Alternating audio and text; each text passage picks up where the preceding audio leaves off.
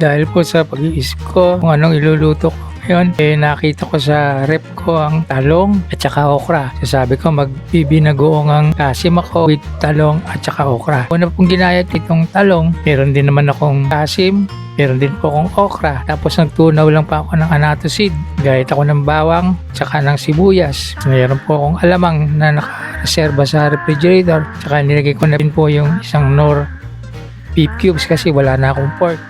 Inihanda ko na po yung aking magic kawali.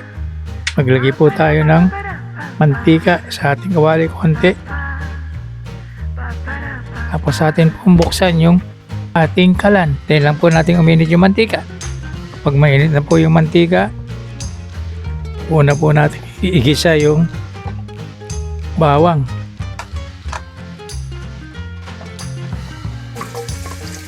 Yan.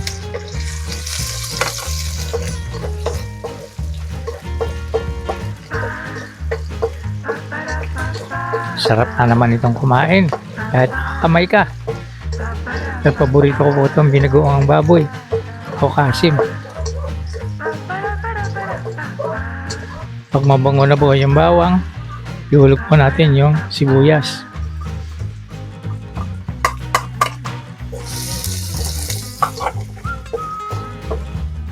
Medyo nagta-translucent na yung inyong sibuyas.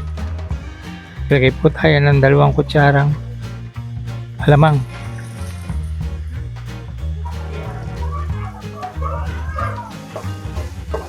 Kaya ko dinamihan yung alamang, marami naman po yung aking gulay. Yung talong at saka yung okra. Kaya okay lang po na medyo marami yung aking alamang, konting suka para labanan niya yung alat.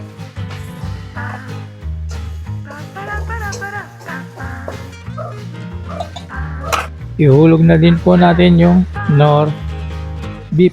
Lagyan po natin ng mga 1 kutsarang suka.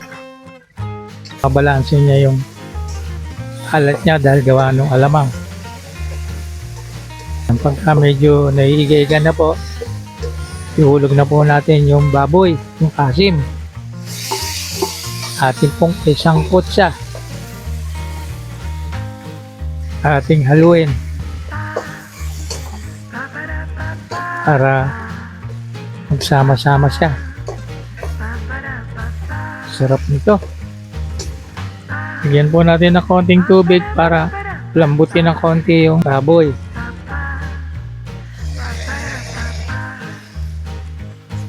Yan. Hintayin po natin hanggang sa kumulo siya. Tuhulog na po natin yung annatto seed.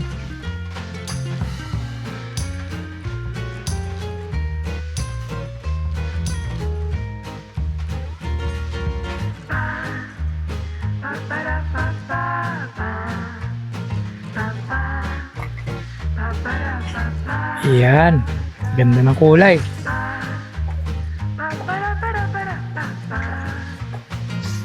Tuloy-tuloy pa rin po natin palambutin at pakuluan. Titikman muna natin yung lasa, baka kulang siya sa timpla. Sarap. Perfect. Yan pa uli. Luto pa. Pakuluan pa ng konti. Yan, nilagyan po natin ng sili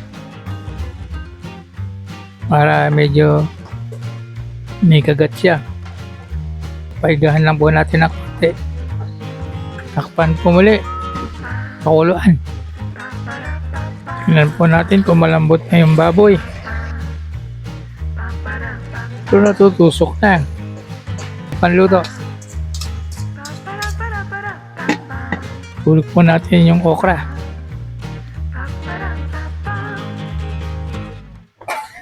Tapos sunod po natin yung talong.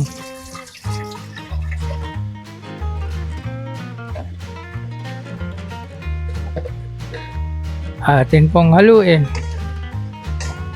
para magsama-sama siya. Kahit medyo kakonti yung baboy, basta marami yung gulay, Sarap na rin pong kainin yan dahil hindi naman tayo masyado sa baboy. Baboy okay lang yan kahit konti. Pero ang importante sa akin yung gulay. Kahalo-halo na siya. Kukulan pa po natin to para yung gulay naman na maluto. Pero hinaan lang po natin yung apoy. Takpan. Mga 15 minuto. Hanggang sa lumambot yung gulay. Takasan po natin yung apoy para mag-reduce po yung kanyang sabaw. Luto na po ito. Panguhin na natin. Sarap nito.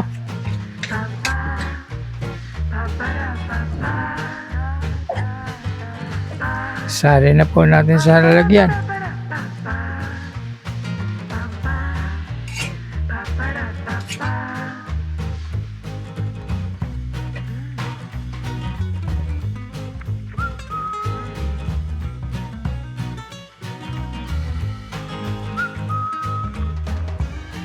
Napabinis padak ng aking binagoongang kasim na may talong at okra. Masarap po ito. Sana po wag din kayo makalimot na mag-subscribe sa aking channel at hit nyo na rin po yung notification bell para updated po kayo sa lahat ng video na i-upload ko. Maraming salamat po sa inyo. See you soon. Bye!